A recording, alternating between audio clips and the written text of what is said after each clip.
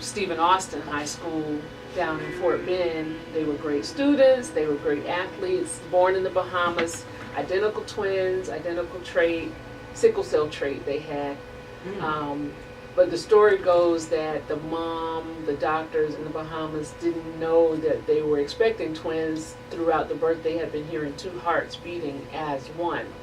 So that's why the foundation is called the As One Foundation, because, you know, we'll get to the long part of the story, but basically the foundation is in memory of Devon, and everything, all of our activities, all of our events he's at the heart of our efforts. Number one, to raise awareness about sickle cell trait. Devard is still here alive and kicking, and he has sickle cell trait. He has an 8+ year career in the NFL with sickle cell trait, and is still, you know, retired and very active father of 3. And, you know, I don't know if you call it beating the odds, but exact DNA, you know, the exact sickle cell trait, and one lives, one dies, is proof that you don't have to die from sickle cell trait. And it's a lot of information that a lot of people don't know. So that's at the heart, our mission is to educate and increase awareness about sickle cell trait. Well, that was a Yeah, really good. They heard the heartbeat as one. Whoa, I love it. I never heard of anything like that before. No, I really haven't. That's really really dope. touching. Yeah. So is it is sickle cell how Well, okay, so most people know about sickle cell disease, Right. because people with sickle cell disease get crises, sometimes have strokes, sometimes have body, you know, organs removed, spleen, kidney issues. They, you know, get jaundice. They're tired a lot because they have 2 copies of the what do they call, abnormal gene. And this was originally what do they call it, natural selection kind of thing that happened in malaria endemic countries that made people with sickle cell disease, sickle cell trait, that was their defense mechanism, because people with sickle cell trait have protection from malaria. Okay. So sickle cell trait people have 1 copy. So sickle cell disease people, the mom has to have sickle cell trait or disease, and dad has to have sickle cell trait or disease. Sickle cell trait, only 1 parent. They get a copy from 1 parent. But you know, doctors are taught, they get about the equivalent of 5 minutes on sickle cell trait in medical school. General consensus, you have nothing to worry about, you'll live a normal life, unfortunately, until someone with sickle cell trait dies. And that was pretty much the circumstances around what happened with Devon. They weren't tested for sickle cell trait until they got to college. And when they got to college, you know, think about these young 17, 18-year-old young men who always wanted to play football, and Right. Florida State was their number 1 and only choice. right? And this is a clearinghouse. I need to get this medical examination done, because this is what's keeping me from getting on the field. So give me my test, let me know what the deal is, and I'm gone. And they were given information that said, yes, you have sickle cell trait. Don't procreate with other people that have trait, because you'll have a chance of birthing a child with sickle cell disease. And good luck, play football. They weren't given any information about hydration and dehydration and the dangers of exertion and not warming up and not taking breaks. Right. And that's the difference with that exertion, that dehydration, that inability to get breaks is what creates the perfect storm for hospitalizations and, unfortunately, deaths. Oh, wow.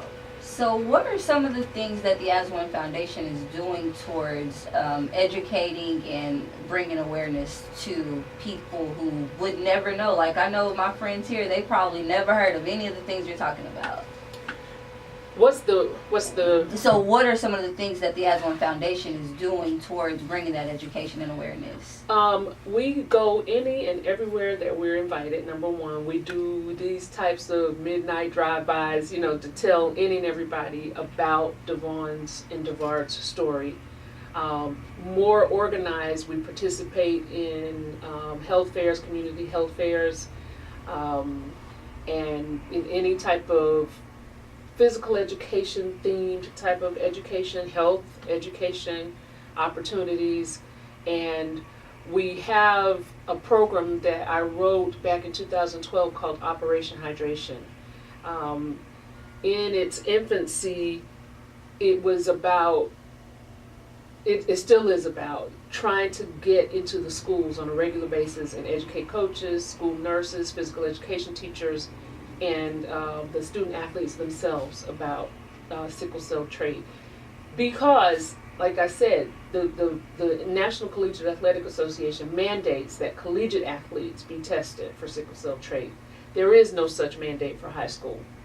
And unfortunately, high schoolers, middle schoolers, and some in the Pop Warner, in the state of Florida, there were 2 brothers, 6 and 7 years old, that were in a football camp with sickle cell trait, and they died. Really? Yes. Yeah, Yeah. that's why it's really, and I'm gonna chime in. It really is important that we get the word out. That's Right. that's my thing, because it's like we can. There's so many deaths that can be prevented Exactly. just by knowing what's going on, and it's like I learned about this 3 years ago. Had no clue about sickle cell trait. I really don't know that many people with sickle cell disease, but knowing that little kids can die from this Yep. just because they don't have water or a proper break. That's crazy. It's preventable. So why not? Why is it not as big as cancer? Why is it not? Why is it not? Especially when, okay, so we know what October is. What is October? Breast cancer awareness. Breast Cancer Awareness Month, and everything turns pink, and Right. whatever. Okay, I did a little bit. I'm a researcher. I did a quick little Google survey, and breast cancer affects about 200,000 people. Okay. Wow. Sickle cell trait, on an annual basis, affects 4 million people. Oh, wow. That big of a margin? Yes. Wow. And the majority of them, number one, don't know they have it, because there is a margin of truth to the fact that if you don't exert, if you don't, engage in football, or you're pretty sedentary, you don't try to do a bucket list thing like run a marathon or whatever, Right. and you have sickle cell trait, you probably will live a normal life and not really know about it. But if you are Black, if you are of African descent, if you're of Latin, Italian, Greek, Turkish, Mediterranean, Irish descent, that means you can have white skin or olive skin Right. and not kinky hair and still have sickle cell trait. You can produce a child with sickle cell trait or disease, or you can be susceptible to these symptoms that we're talking about. And dying doesn't have to be the case if you practice proper hydration and if you are allowed to warm up and take breaks during these conditioning workouts. And every death associated with sickle cell trait has happened during conditioning workouts, not in the game. And because the game is 1, 2, 3, first, second, third, fourth down. Right. Right. And if you convert, but after each down, what happens? Take a little bit break. of break. A Right. little bit. But in practice, It's go. suicides, run, Right, for real. roll these hills, craziness. And then you add the heat to it, and it's really not a heat thing. And a lot of times in research, we call it surveillance. It's basically the system that's used to count illness and adverse health effects, hospitalizations. But if you categorize sickle cell trait death as heat stroke, then we don't really have a good, accurate number of Right. how many people have passed. But a lot of heat stroke in the medical area, we call it having a cause of death code.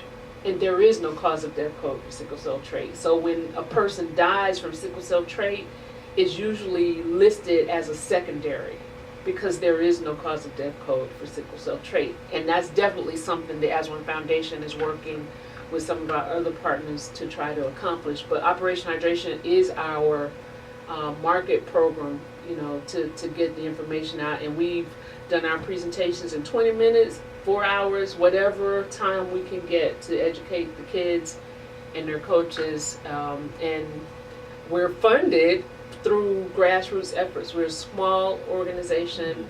We are approaching we're in year 11 of the foundation. Good. Yeah, and we have a big, exciting event coming up, the 9th annual Darling Dash, which is it takes place on the Sunday closest to the annual death anniversary of Devon. He died on February 26th.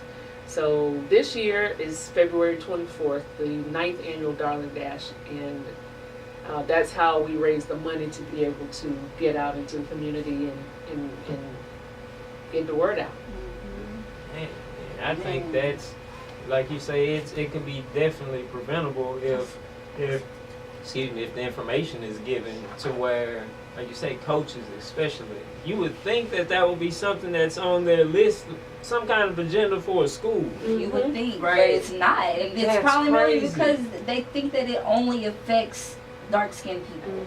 And because they think that it only affects dark-skinned people, it's pushed off to the side. It's not really taken serious, but it needs to be taken serious. Now, to get tested for sickle cell, I from my understanding, because I have been with Ambition Strong, y'all do testing at your events as well. Yes. But if someone wasn't to be able to make it out to one of your events, where could they just go to their family physician or something and get tested? Yep, and unfortunately it has to be requested at this point. But yes, you can go to your own doctor and ask to be tested. If they're doing any type of blood work, just tell them add the sickle cell test to it, because they can just, all they need is a drop of blood.